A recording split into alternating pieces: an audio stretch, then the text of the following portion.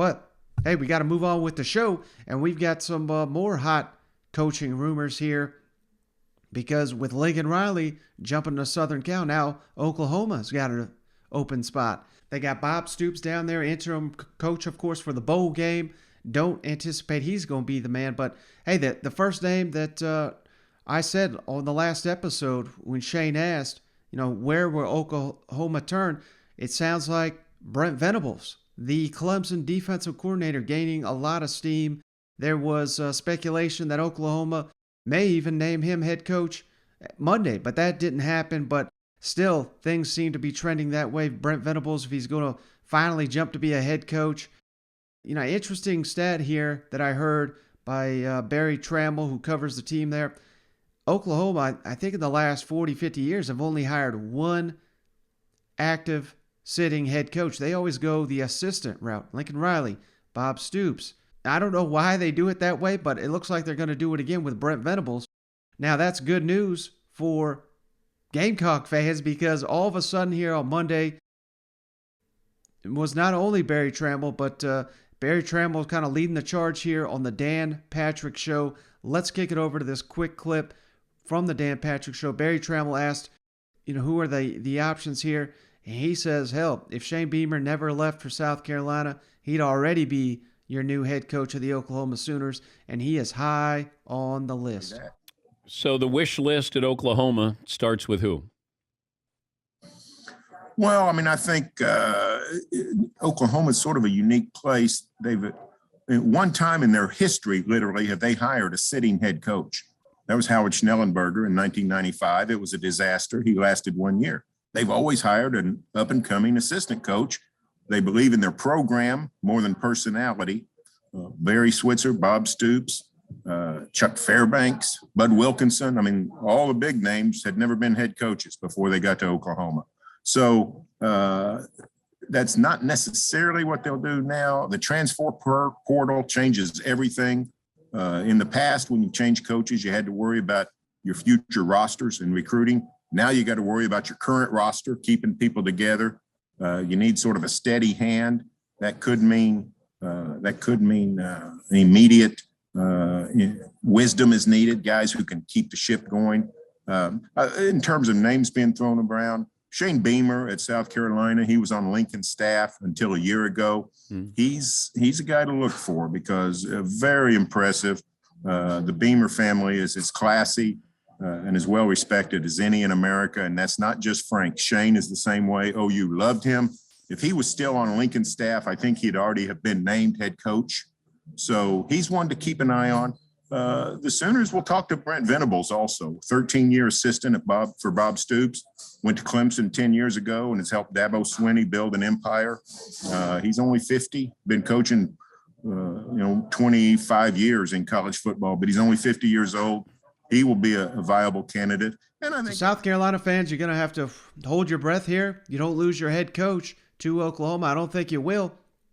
I reached out to someone very close to that program, knows it better than just about anybody, asked him what he thought of this speculation, and he said he didn't think Shane Beamer would leave for Oklahoma, but he noted, and this was just his opinion, but he said, if they offer it, I would take it if I'm Shane Beamer. So, oh boy, things could be wheeling and dealing here in the SEC quickly.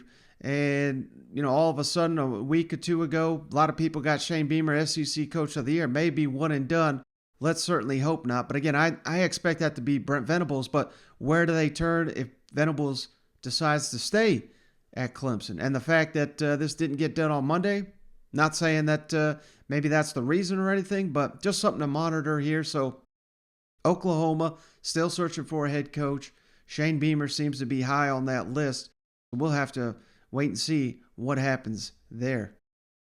And speaking of, hey, I could tie this together here. Let's jump all down to the Plains real quick because we got some coach shakeup here.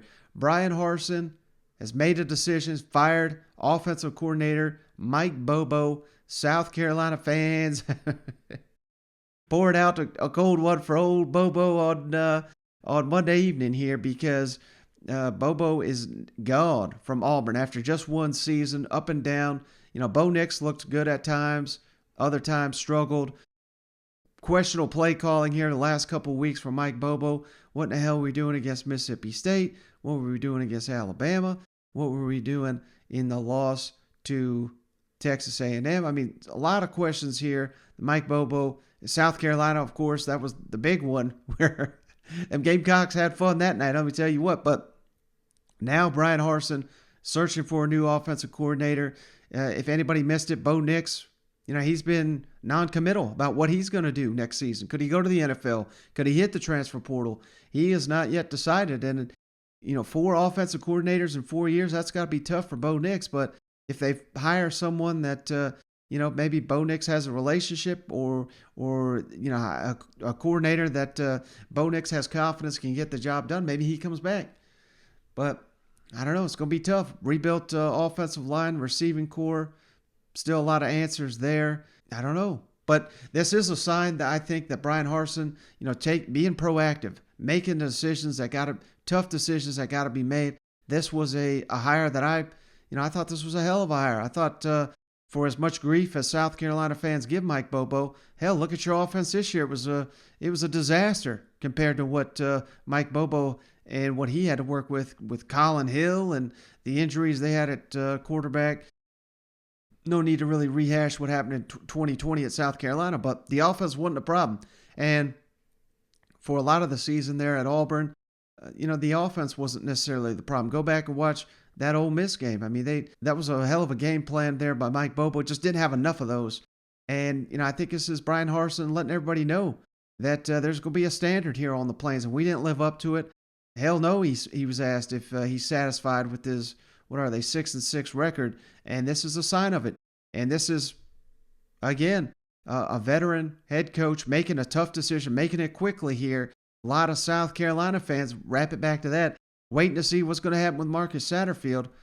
They're still sending him out on the recruiting trail. Maybe that's part of it, trying to get these recruits to buy in, and you're going to make a change after the signing period. But that never sits too well, and that's how you lose some trust. So if you're going to make a change at coordinator, make it quick. Just pull the Band-Aid off.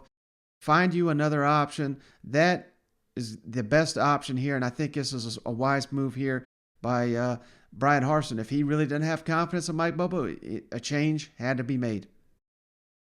And one other coaching, now this is just a rumor, speculation, nothing official as of this point, but apparently Alabama offensive coordinator Bill O'Brien gaining a ton of traction there for the Virginia Tech job that's still open. That's one they wanted Billy Napier. Obviously, Florida a hell of a lot better job than Virginia Tech, so still searching for their answer. Bill O'Brien preparing for the SEC championship, preparing for potential playoff run down there in Tuscaloosa.